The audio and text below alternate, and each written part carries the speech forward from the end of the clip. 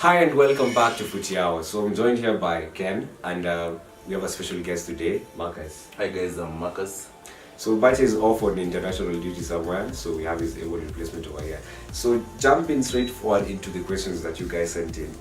By the way, if you want to be part of this conversation, you can send us some of the questions on our Twitter handle, Footy Hour, or even on our Instagram page. You can just DM us or in the comments down below. So first question.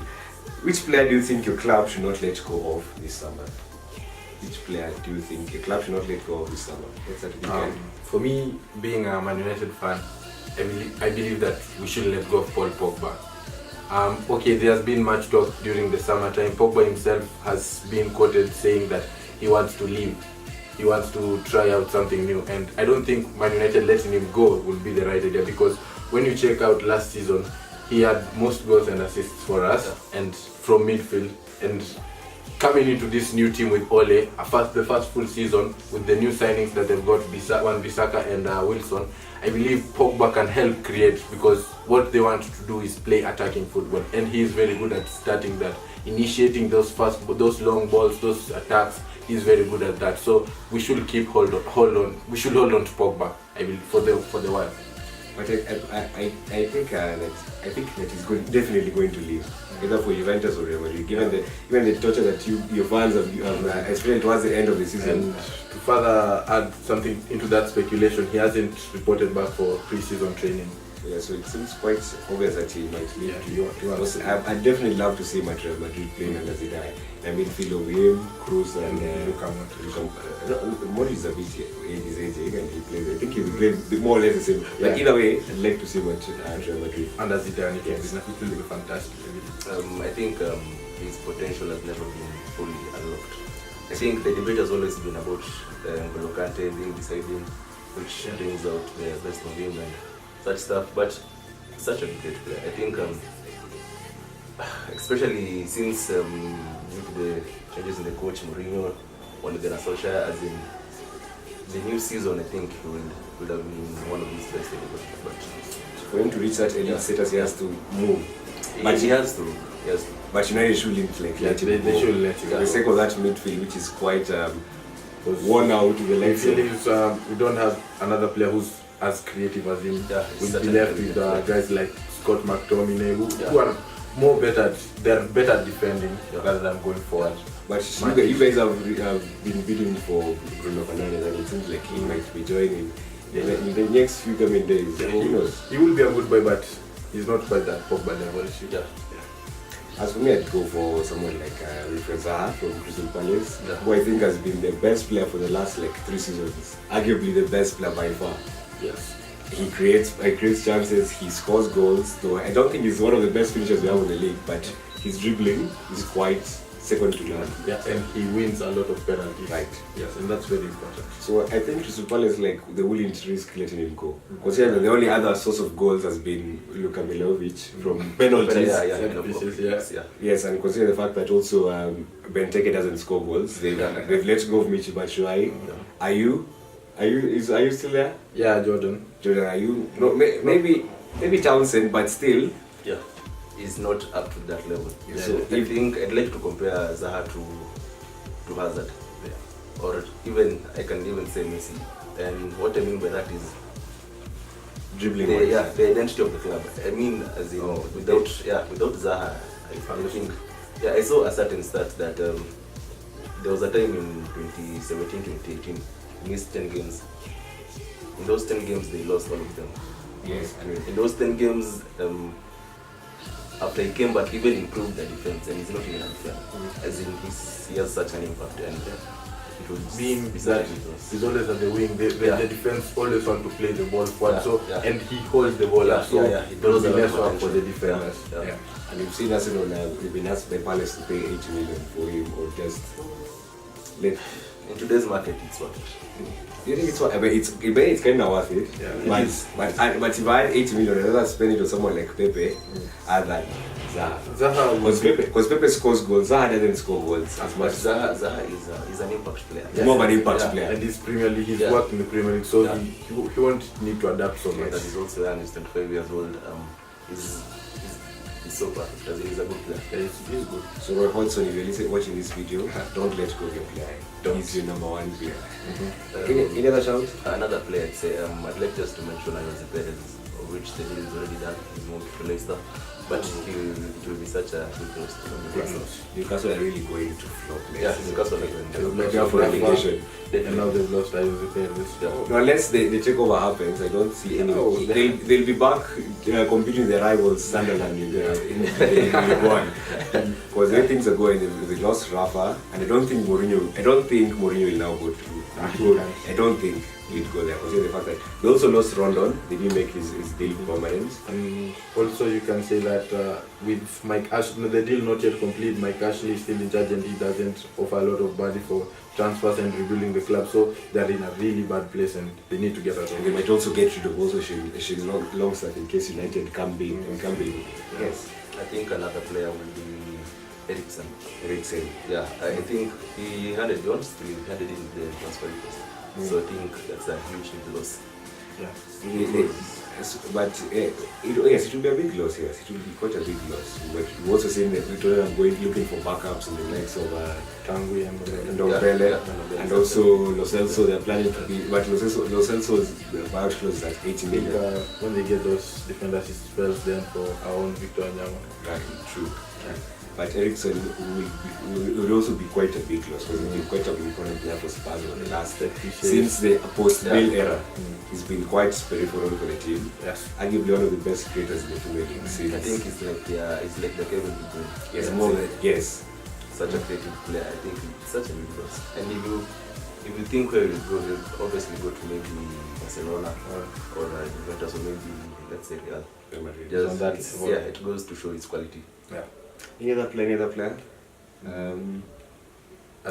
I don't think, for me personally, from my point of view, I don't think Arsenal should lose Mesut Ozil, but rather they should try to incorporate him and try to build a team around him. Yeah, and get him back to his best, because when he's at his best, he's unplayable. He's producing all these no-see passes, all these assists, but it's something to do with his attitude and manager. But Arsenal should let go of him. Rather, Unai Emery should mold him to be the big player that he wants him to be. I'd also say Sane. Yeah, true. Bayern are really out there. Yeah, they really want him, and Sane, I really like Sane. I think, but Sterling, his stats were very amazing. So was Bernardo Silva. Of course, and but Sane is such a magnificent player.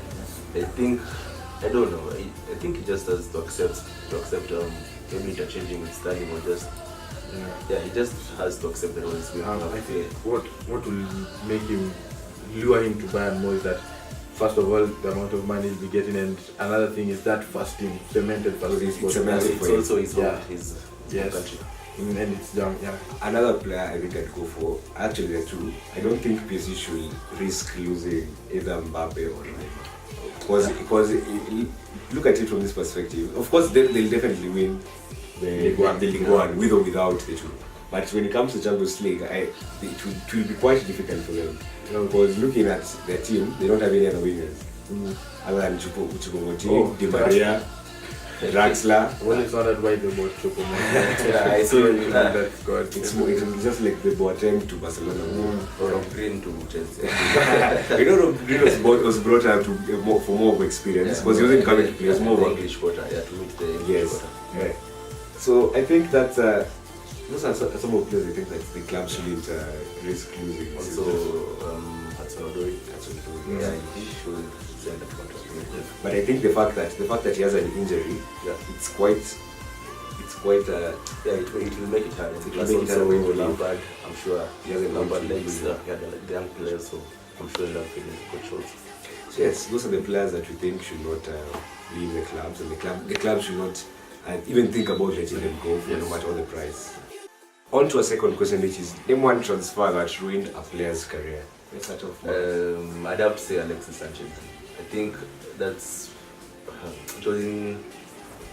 it was in I can't even explain. I think Sanchez should have just gone to Manchester City, because at the time Pep Guardiola really wanted him at Man City, and on his side Sanchez would have easily just gotten a Premier League medal, since it was during the January transfer window.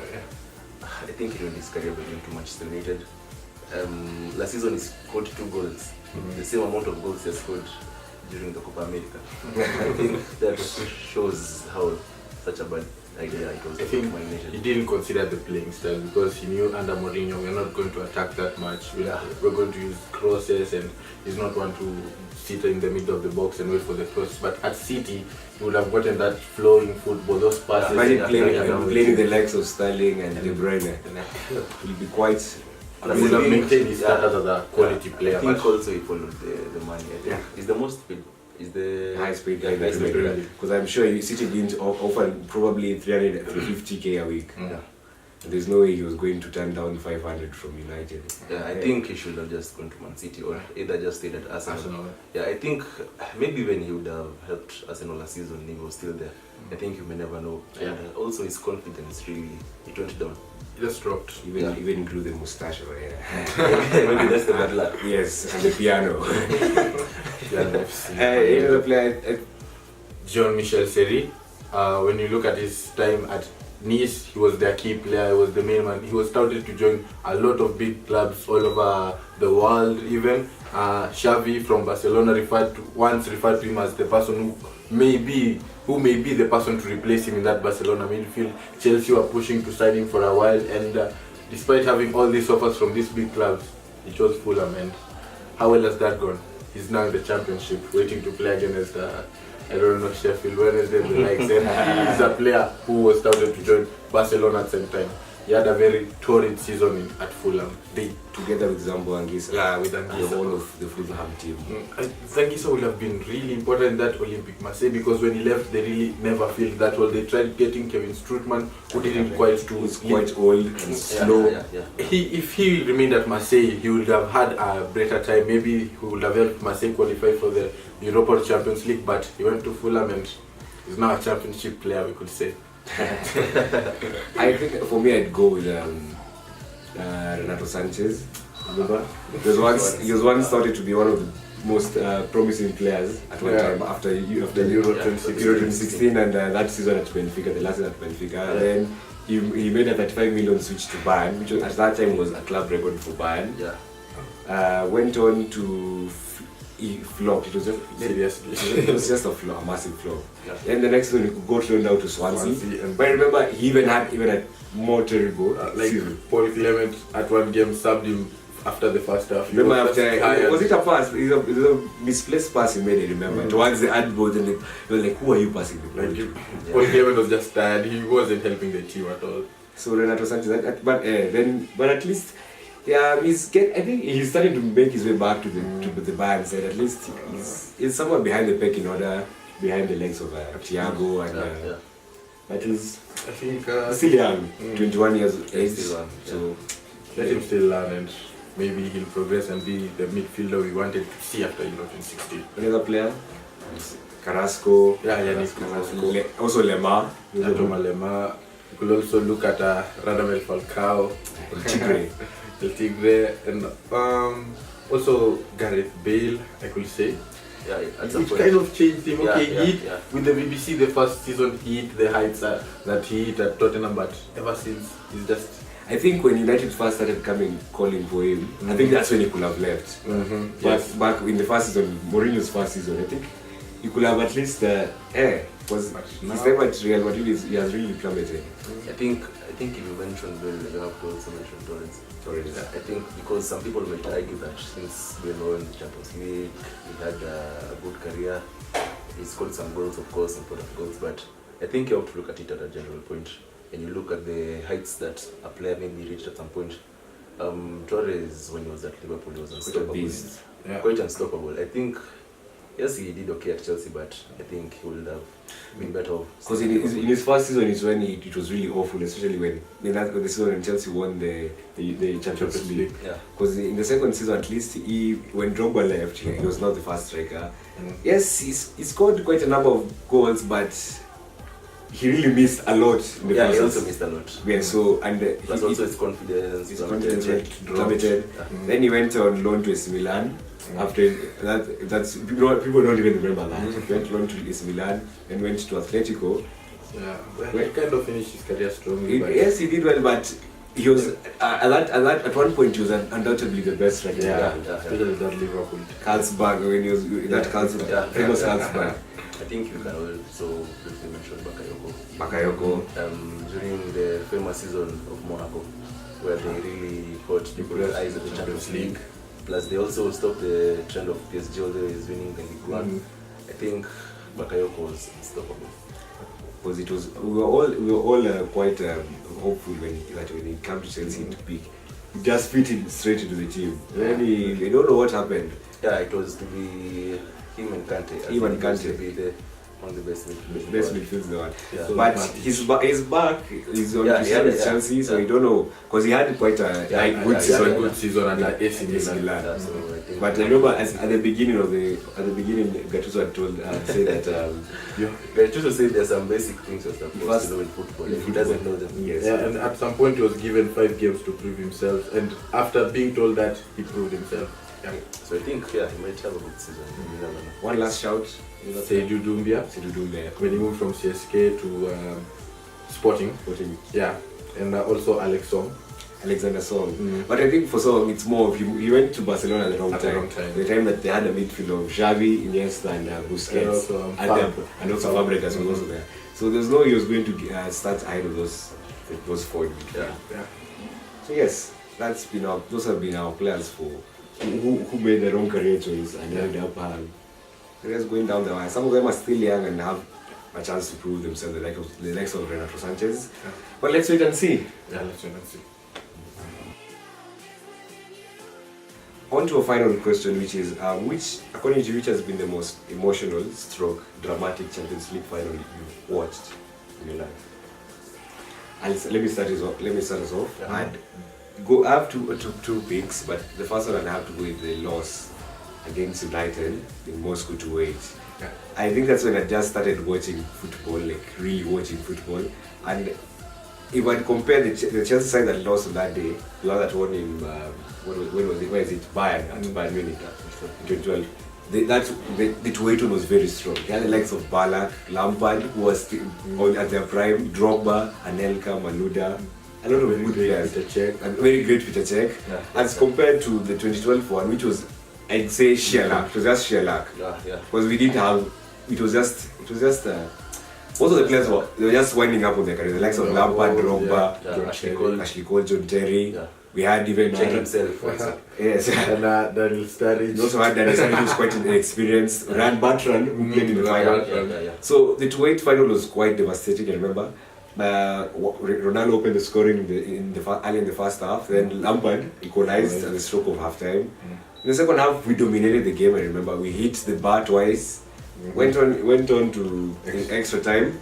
Drogba. We also hit the post. I remember Lampard hit the post. Then Drogba got sent off for slapping Vidic. I remember. I can clearly remember Abramovich's face just sulked. Like, it's done. Went on to penalties. Ronaldo misses the first penalty. We score. Then Anelka also misses. No, before him. The decisive penalty. The decisive penalty. It's at 4-3. Then John Terry steps up. He scores. We win. Then he slides and he slips and misses. Gets United back into the game. And was it Anderson who scored? Yeah, there was Giggs Anderson. Anderson scored. Then the last penalty, Anelka misses and Van der Sar saves. And United win the Champions League. United won the England derby back in 2008. So it was quite hurting. It was really hurting.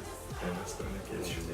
For me, I think I'd have to say the Chelsea for 2012. I remember that game very, very, very vividly. I think nobody expected Chelsea to go that far. I think the whole run was just so magnificent. I think that's why I cannot forget it. It was just sheer luck. I think some people will say that the underdogs, as in since the Napoli game, the aggregate score being overturned 3-1 to 4-1. Yeah, it was just so. It was awesome, and I think Bayern Munich were at home. Yeah. See, the stadiums are usually pick them before, but it just happened that Bayern Munich found themselves at their home ground. So Bayern Munich had their home support, and they're also the favourites. Because we also beat Barcelona along the way. Yeah. So I think that's what I'm telling the you. new So camp. yeah, it was just so. We also under Of course. also the managerial change. You were under the Matteo. Yeah. The caretaker boss. Nobody So- expected them to win it. Yeah, nobody expected it, and there was just a lot of luck in the semi-final with Barcelona, Especially there. in the final. Because I remember in the return leg at the Camp Nou, when once they scored the first goal, where it was was it Busquets or Iniesta? Iniesta scored the first goal, then Busquets scored the second goal. I remember when they were celebrating, the commentator said it's going to be a long night for Chelsea. Yeah. Because it was just after the Terry red card. So I was also like, okay, it's done. It's going to be a thumping 5-0. Then Ramirez came in with the first goal, then Torres, and we're through. So the final also, the penalty kicks also, Mata missed, yeah? Yes. Mata missed the penalty kick. Bayern on the other hand, Schweinsteiger hit the post. It was just. From even the penalty saves during the match. Remember, check Messi hit the woodwork. Yeah. And also Robin missed the penalty deep into extra time, which could have won them the game. Yeah. So plus also after the 2-8 one Chelsea lost to Manchester United, I don't think they could have afforded to lose another final the same way they did. So But Bayern had also lost the previous final to Inter Milan. So both yeah. Inter. Yes. So some people say maybe it's because Terry wasn't there. You never know. Yeah. So that one was it for me. What about you? As United fan, I'd go for the most obvious one. The 1999 Champions League final, Man United versus Bayern Munich at the Camp Nou. Bayern were in the lead. They took the lead in the 6th minute, and up to the 90th minute they were dominant. They hit the woodwork a lot of times, and they even forced a couple of saves from Schmeichel. But in the 91st minute, Giggs sent in a shot which was turned in by Teddy Sheringham. And in the 93rd minute, a corner, David Beckham swings it in, and Sheringham flicks it, and Solskjaer finishes it. Out of nowhere, a comeback, a game which was dominated, and it's a game which has a lot of feeling for United. With that feeling, it has inspired their jersey for next season, where you can get the 90+1 and 90+3 badges, and it was just a beautiful night. That's when you won the treble, right? Yeah, we won the treble that year. So what a team! No team has been able to accomplish the treble in England since then. Yeah. Solid United. Any other shout? Yeah, of course the 205. 2-5. The miracle in Istanbul. Yeah, Liverpool and Milan. Also, the Real Madrid was Atletico, the first one, when they won La Decima. Yeah. When there was that crazy game, Barcelona Arsenal. And also, I'd also pick Juventus and Real Madrid. When Ramos, specifically because of Ramos, when he made Correro get sent off for quite a horrible player. I don't like Ramos at all because he's quite nasty. And anyway, I think that's it for today. So in case you have any other question, and in case you have questions that you might want us to answer next time, do tell us write them in the comments below. And in case you have any answers for the questions that you just asked, also tell us your thoughts. Otherwise, it's been nice having you guys over here. Until next time, and don't forget to like, share, comment, and subscribe. Okay?